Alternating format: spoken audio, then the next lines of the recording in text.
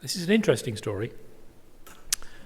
I'm not going to go too much into the details of serialization. Well, I've got a chart, we'll talk about what we're going to do.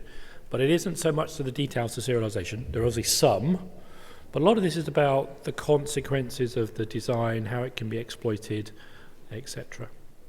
So when I wrote this abstract, I was conscious of the fact that 7 years ago, I was at Java 1 and I did a talk on serialization. And that talk was all about how to use serialization properly. And we had no concept then about all the bad things that people could do to serialization, intentionally or unintentionally. And so I'm quite conscious of, here we are a few years later, basically the same conference. And the talks are less about how to use serialization, but more about how to think about how not to use it. Okay. So this is me. I work for IBM. I'm a developer advocate, which means I get paid to come and talk to people, which is cool. I'm a Jvm developer. I've been doing Jvm development, well, as you can imagine, for a long time. I claim I worked on Java before it was 1, and I can say that before serialization turned up in Java, which is a long time ago, I'm down the road in Cupertino, actually working with the guys who were putting serialization in, and I actually wrote some code. I didn't do any design, I actually wrote some bits and pieces of code that I put in, and the claim to fame for that piece of code is it broke Solaris sometime later. But there we go. Anyway, so I have vested interest in all this because I see the downsides. We get involved in support for customers and all sorts of things around the serialization space. Okay, so we want to talk about some stuff around serialization. So I want to talk about why we still need it, because we do. The basics of how Java serialization design is flawed. Okay, but only flawed because of the circumstances we're in today. I'll talk about how it's going to be exploited, and we'll show you some examples of that. And we'll talk about how you can prevent some of these things happening. And we'll even talk a little bit about alternative ways of doing Java serialization, but I won't talk much about that because most of this is going to be about Java serialization. So how many of you here are Java programmers? Good. How many of you use Java serialization? Okay. Right. All of those that were Java programmers who didn't put your hand up, you were wrong, because the chances are you do use Java serialization, you just don't know it. Right. So why do we need Java serialization? Can't do that. Why do we need Java serialization at all? So that's the first question. Why do we need this? The simple fact is that in one VM we have object graphs. Java is object-related, we have lots of object graphs, and if we need to communicate with another JVM, it's nice to be able to just take that graph and move it across. Stops you having to write all sorts of horrible code to create marshalling and move data from one to the other, reconstruct it. Java serialization just says, give me some stuff, and I can turn it into a form that you can send to another VM, which can then reconstitute the objects. Okay, so this stuff, serialization, is used everywhere, and there's just some common things, right? So obviously in things like persistence, where you can take a graph of objects and turn it into something that you can stick into a database, right? When you do RMI, and you're calling a method, when you're doing remote EJBs and you're calling things and you're passing Java objects in, then, whether it's a map or whatever it is that you're passing in, you're creating serialized objects. Right? CDI, same thing. There's all these places where Java, either the frameworks or Java itself, is creating a situation where it's serializing some Java graph of Java objects and moving it around.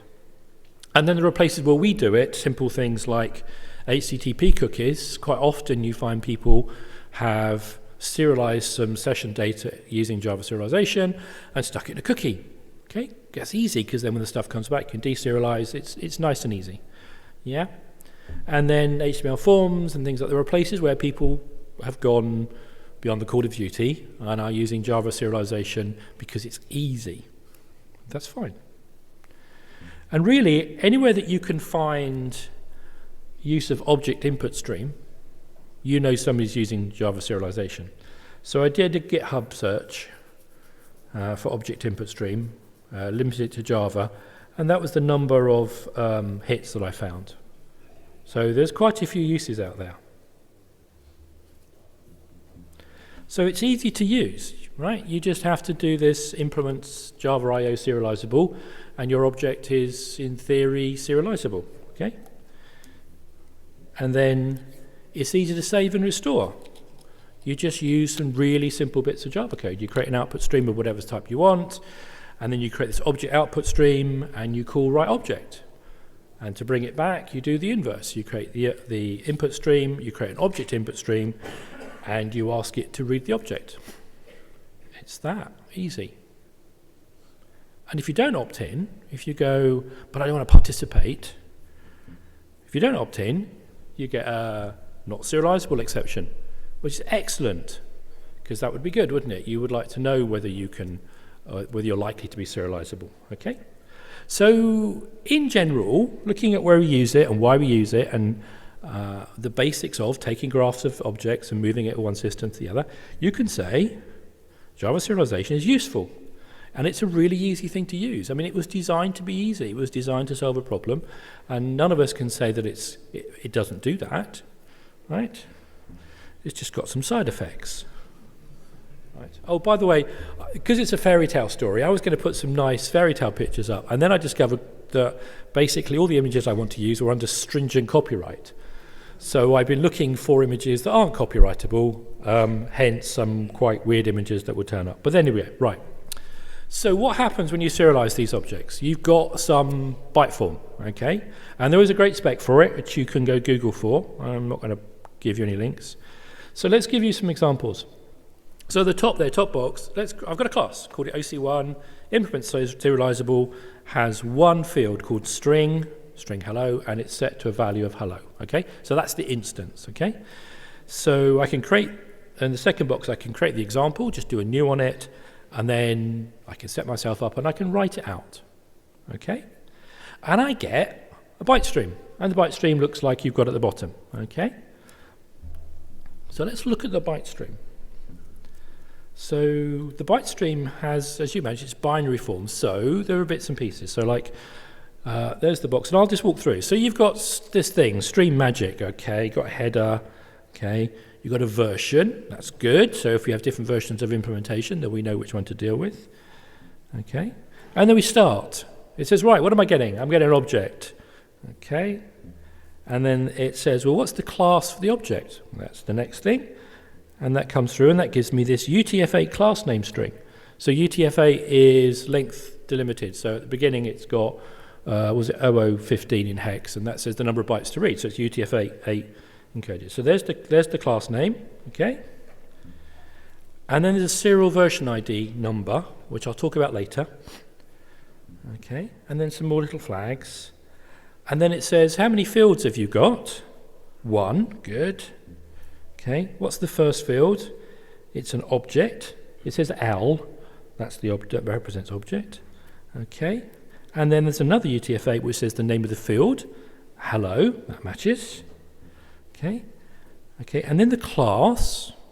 So the format, the serialization format has the name of has the class type that's going to get loaded. It doesn't go to the class; it goes to the stream. Okay, so it says give me. You're going to get a string. Okay, fine. Some more flags and bits and pieces, and then the value. Okay, again in UTF-8, so 5 characters long. Hello. Okay, it's that simple.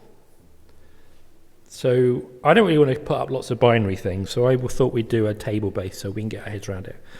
So there's the same data in a table form, same elements, okay? And it's not hard to see that you've got these basic structures that are going to represent this graph. This is the really simple one. You can imagine that if hello is a complex object, then it will be nested and nested and nested, okay? It just keeps chaining its way down. Right, so there is the serial version ID thing, and if you've used any IDEs and you create classes, you might get the warnings that say you haven't created a serial version ID and you should do something about it.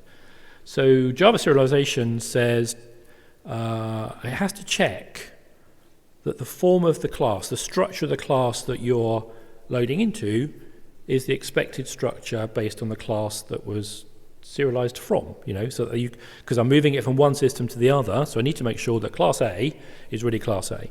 So serialization version ID is basically a number that you can leave and it will generate one, or you can put your own one in.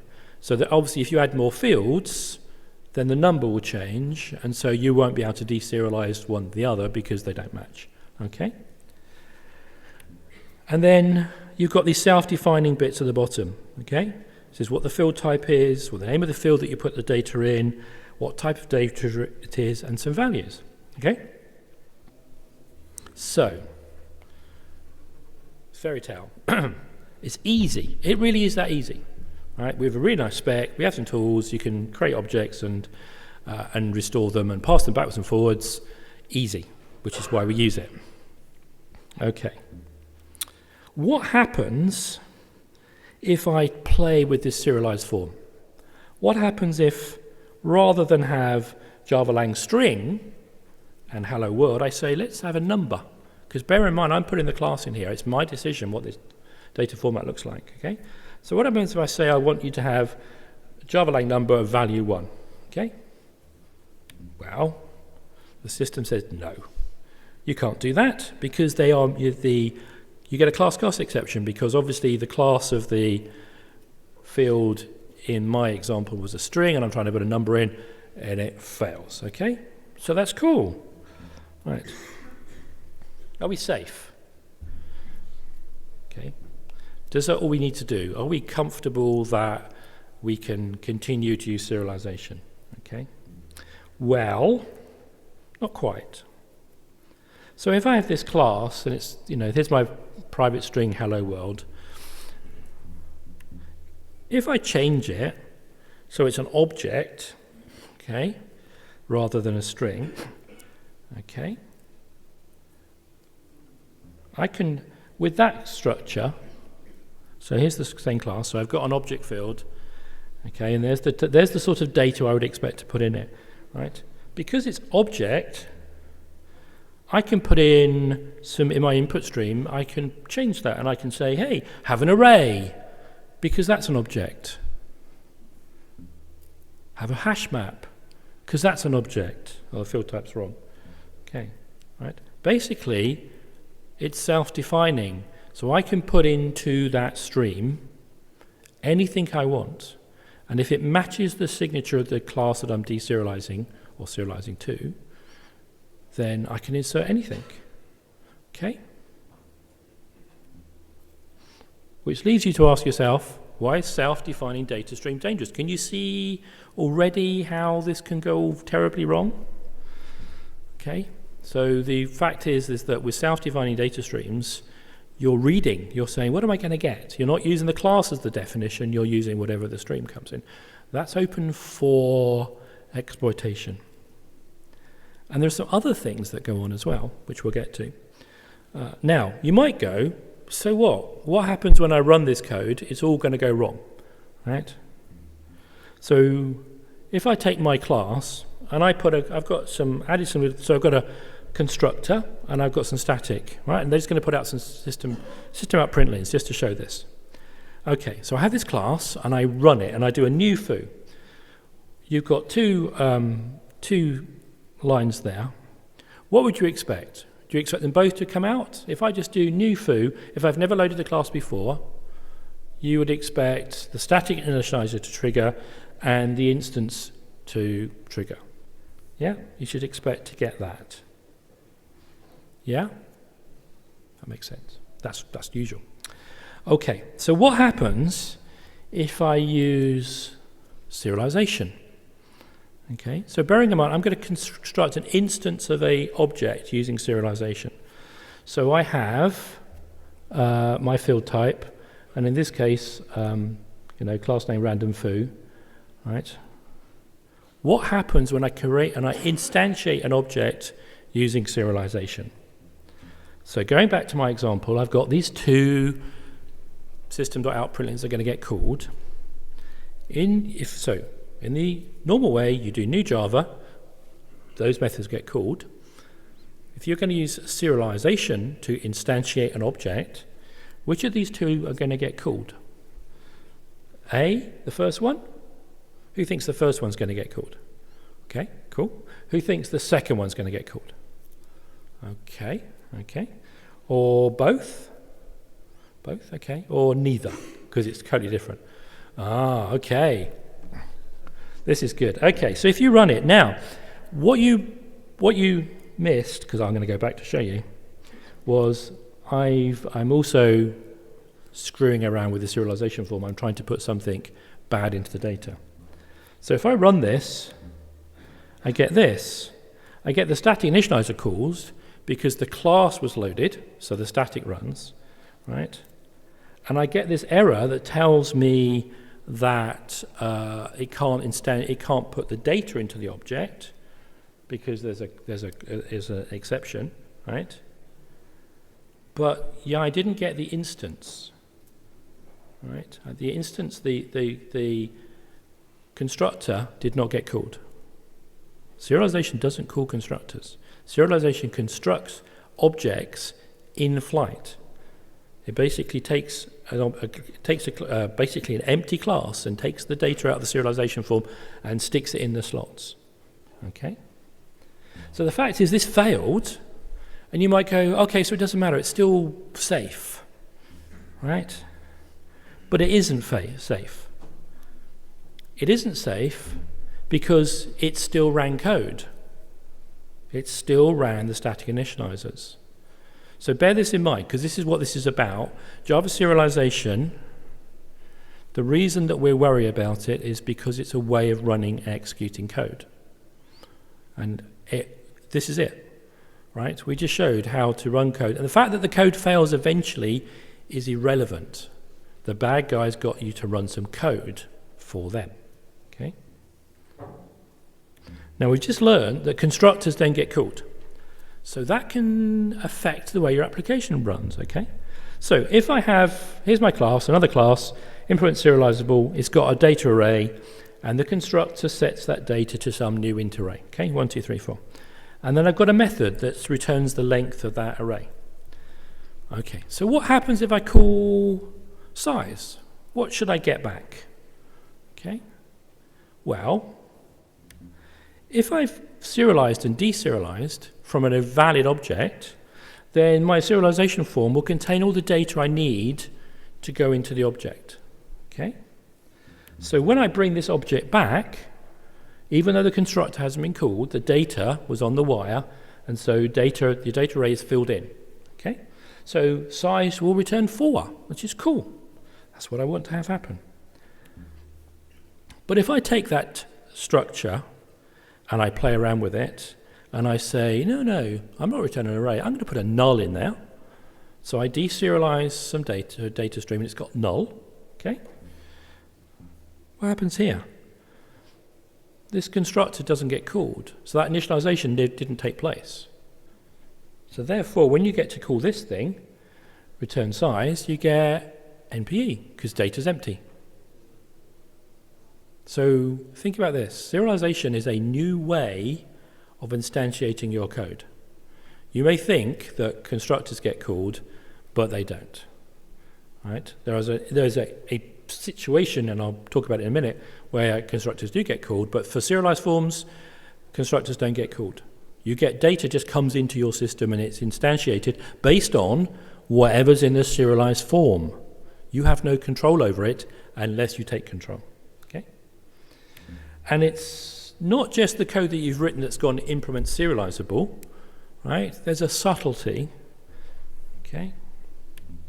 Because I can subclass somebody else's class. So if you've got a class that you don't intend to use in serialization, okay, and somebody subclasses you and they implement serializable, they can be serialized and your code will get executed, okay? By doing that, I opt in that code, the parent code, into the whole serialization form. So as a developer, if you've written code that you expect to be used in one circumstance and not to be triggered by any form of serialization, you might need to think again. Because if you don't put final on your class, somebody might do that to you, and now you're part of the chain. Okay? So if I do these two variations, if I create an example of that subclass using new, or I use serialization to do it, okay?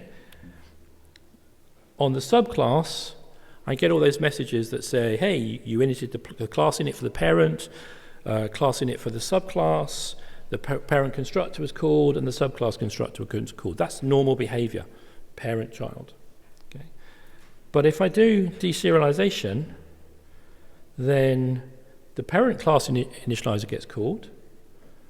Okay, it says foo, should say subclass. The subclass class gets called, and the parent constructor gets called. So the constructor of the thing which said serializable didn't get called, but its parent did. Okay? Bear in mind that this is all about running your code. So that means when you've got these two situations, okay, your parent class gets called even though it may not believe it's a part of it's a serialization form, right? The subclass, the same basic behavior still happens, which is class loading, static initializers get called, but constructor code doesn't get run, okay? My point is this guy, the guy who wrote that, which might be you may go, this is never intended to be serialized, but you didn't do anything to stop it. And if somebody subclasses you and they implement serializable, you're in. Okay? What about interfaces? Okay? Public interface IFOO, public class foo implements IFOO. Okay, the usual sorts of pattern. Right, so based on what I've just said about implementing serializable, is that foo impl class serializable? It's not serializable because there's no way that you can see that it implements serializable interface. Okay? And that's fine, right? Bear in mind that might be your code, and you might be implementing somebody's interface. But if that person who's implemented that interface decides to make it extend serializable, suddenly your code is now part of a potential serializable chain, and you may not even know about it because you're using somebody else's interface. Okay? So Java serialization is this really great gift for people, for the bad guys, because of the fact that it can be used to drive your code in ways that you weren't expecting. Right? And just because you think, I haven't made something serializable, doesn't mean that you can't get included. Right? And because most of us don't think about how objects get created when you use serializable forms, right? You don't understand that your data can be manipulated in ways that you weren't expecting. Right? You might have verification code, you might have a constructor that checks all the input parameters, and that's all fantastic, but that's only that way. If the object gets deserialized, then the contents of the serialization stream take precedence, and they will overload and replace whatever you've got. And if you've got objects or things like that, they can be replaced by things you weren't expecting. And that's the fundamental use case that these guys use to get Java serialization to execute code on your system. Okay, so let's talk about vulnerabilities. How many serialization vulnerabilities are there? Okay, so who knows about vulnerabilities? You all know about vulnerabilities? Yes. You all fix vulnerabilities really quickly, or you do ignore them? Okay, right. How many are there? So there's a place you can go to, and it's called CVE. There's a CVE website, and you can search. So I did that this morning, right? And it said there are 24 on the list that are very specifically. I searched for Java serialization, and got 24. I'm sure there's more. There are always many, many serialization bugs out there because it's an easy target. Okay. So there are 24 active ones right now. So any piece of software you're using, if it's not of the right level, could be open to abuse. So what are we going to do? What could we do to make code a bit safer so that you don't get so much exposure? Can we be safer? So there's a few things you can do. You can opt in. opt into deserialization. So another classic thing is, you've probably all seen transient as a keyword. Unless you're doing serialization, it won't mean much to you. But transient is a keyword that says, don't bother to save this. Okay, and that's cool. And why would you do that? Well, because it's some intermediate state that means nothing. So here's a classic pattern. You might have a file that references a log file.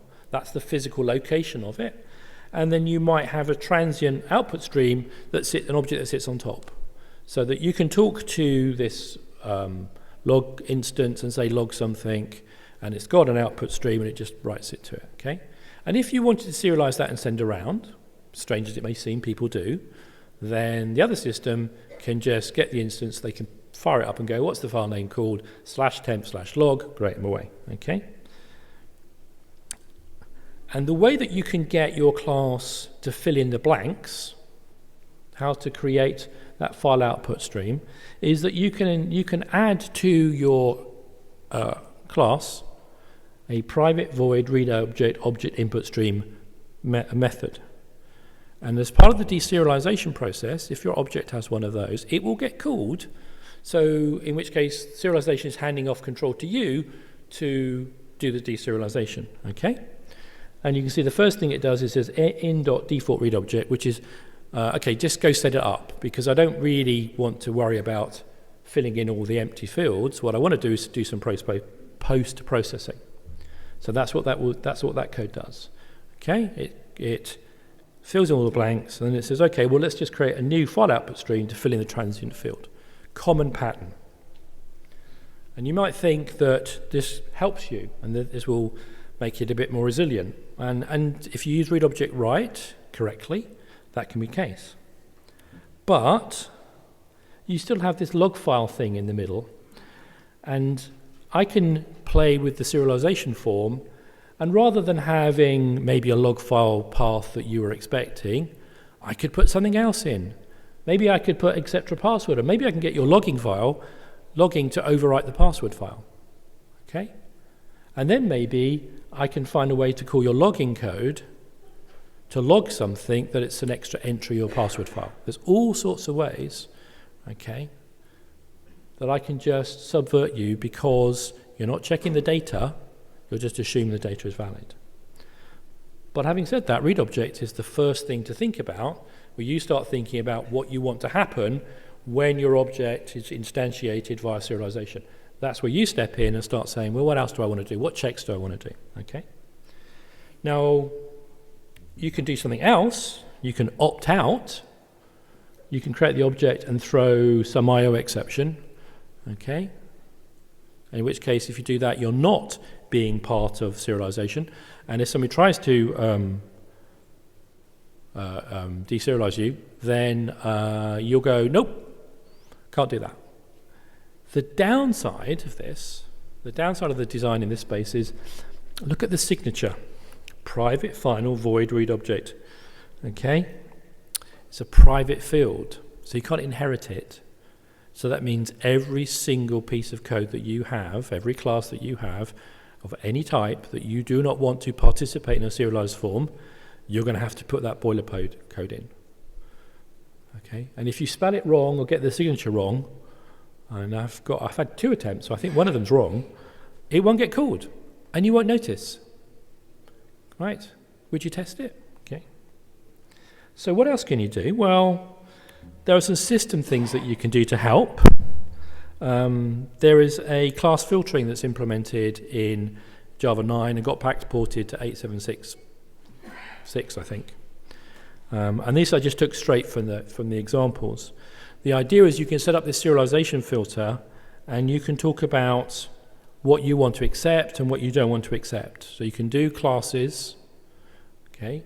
You can whitelist things, you can basically blacklist things, and you can also talk about depth of things. How many of these am I going to take in? Because you can imagine it might get a very, very large graph that you weren't expecting, and you'd like to have some control. Well, this is pretty heavy-handed, and it's VM level or JDK level, but it does help you take control. So it's definitely worth doing, And thinking about it, I say it's still a bit of a hammer, but it does get you just a little bit safer. So what else can you do? Well, you can write your own object input stream. Rather than rely on the system one, you can write your own one. And there's some really great examples of what you can use it for. The most obvious thing is Pierre wrote this article, 2013, but the idea is if you have an object input stream that's going to take things off this file, and the file structure is well organized, you could write your own one that's looking ahead and making decisions about whether the thing you're going to load should be loaded. You imagine? I get to the point where I've got a map instead of a string, so rather than loading it, I'm going, no, that's wrong. Okay, I don't want that, I'll stop now. Take control, look ahead. Okay. However, it's object input stream that's under your control, not object input stream that's being used by any of your dependencies or third-party things like that, okay? So there's one other you can do, which is really useful now, is modularity. So the thing about serialization attacks is that they're trying to use code that you've got. So they want to find what's on your class path, and there are various ways they can find out on your class path, which we won't go into, but assuming that they can do that, then one of your other defenses is to have a smaller class path. So why don't you think about using modularity just to restrict what classes are visible to your application? Okay? And then there's one other way, which is just sort of giving up. And that's rather than have serialization at all, using serialization of your own objects, your business logic, start to think about having really simple data objects that have, just straightforward fields that you populate, you serialize those, you send them over the wire, they get deserialized, and you use them to populate the new instances, okay? It's kludgy. Because Java serialization says you don't have to do that. The advantage is that you control exactly what code is visible, and you reduce the opportunities for them to hack you. Not completely, but you do make it a bit less, okay? And then the very final thing that you can do is to just not use it at all and go use things like JSON instead. So, is anybody looking at not using serialization? Are you guys, is that just one? Okay, one or two. Wow, okay, brave souls. Okay. So you could switch to something else, and you don't have to switch to JSON. There are other tools, Xstream, there's a whole bunch of, there are even, JSON, the Jackson type things. There are ways that you can look at different marshalling your data. But you'd think maybe that these things are safe from all these issues, but I did a search for Xstream, and Xstream has vulnerabilities that can be exploited. All right? Even JSON has vulnerabilities that can be exploited, because JSON, like Jackson parsers and things like that, they allow you to type information into the JSON, because it makes it easier to do deserialization. And as soon as you allow that, then you're back to where you started. Right? So just because you think it's JSON doesn't mean it's not containing information that can be used to subvert the chain of objects that you're creating. Right. Right. So at this point, right, it is really hard to deal with this. Right? There's no panacea here. We're in this position where we all use Java serialization because of what it offered, and now we're finding out that the designs, the self-defining aspect of this gets in the way and is open to exploitation. And it's not just the code that you write, it's all the code in your dependencies that you may not have much control over. You may not even know they're doing some of this stuff. Okay.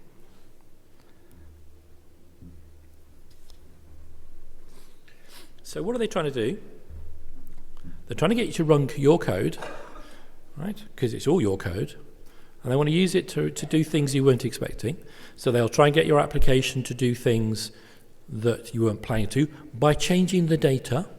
So your code goes down different paths, okay? Or just screwing with your data. right? Or trying to get you to run code that you weren't even expecting, that you didn't even think was there, okay? So let's talk about how some of this happens. So data manipulation is one aspect, okay. There's a vulnerability out there which does denial of service attack. Denial of service attack. What does that mean? It means I'm going to get you to do something that means that your system is going to spend time dealing with it, tying up your CPU, maybe crashing your system, okay? There are lots of them. The usual one is you don't check the sizes of things. So maybe I'm going to send you a load of data, and I'm going to say, here's some data, and your code just goes, thank you very much, and then you run out of memory. So going back to my example, how about I had an array in my serialization form where the length of the array was max int. Okay, Java serialization, the built-in system, says, okay, the field says it's going to be an array. How big's the array? Max int. Right, I'm going to create an array because I know after this array is going to be all the data to put in the fields. So I create the array, and what happens? Your system runs out of memory. Okay, that's a simple denial of service attack. People can do that to you to bring your system down. Right, really simple. Now, this is a term. Has anybody heard of gadget chains? No. Okay. This is the fun bit. So, Java serialization is self-defining. And therefore, if I can give you a self-defined data stream that you deserialize, it will do whatever it does. So if you're expecting an object and I give you an object of a class you weren't expecting, and if that object, as part of its deserialization, can be convinced to take another type of object and call some code, and then maybe that takes another sort of object and calls a code, maybe that takes another sort of object and calls a code, maybe if I do all that, I can get your system to do something significant from a bad guy's point of view. And these are called gadget chains. And they look things like this, right? This is a real gadget chain. Object input stream read object triggers all this code by being driven through serialization. Okay, loads and loads of stuff. But what's the bottom one? Runtime.exec. If I can get into your system and do runtime.exec, I own you, because I can now run what's called remote code execution. I can run anything that I can get to, because I've now got to your command line in your system. I can steal your database, change your system data, do whatever I want. Okay, that's a gadget chain. Okay, so you're going to say, hey, it can't be that bad. That's really hard. Yeah, you could. That's going to take time and effort to construct something like that, isn't it? Yeah, okay. How about having a tool that does it for you? Right, this is a research guys that constructed. It's been around a few years. Okay, it's not the only one by any means, but it's the one that gets most of the press. Okay, so they can construct those serialized forms for you. Okay, and look, when you do the help, it tells you, hey, we'll have a bunch of payloads ready for you to use already. Okay, and if you happen to have any of these dependencies of these versions already, this tool can probably have a go at you. Is that scary? Okay, so let's talk about discovery. How do these guys find you in the first place? How do they get into your system? So they've figured out how to create gadget chains. Okay, where are they going to get into your system? So I'm going to try something really dangerous here. We're going to switch over to a browser and see how it goes. Okay, right. So let's see how this works.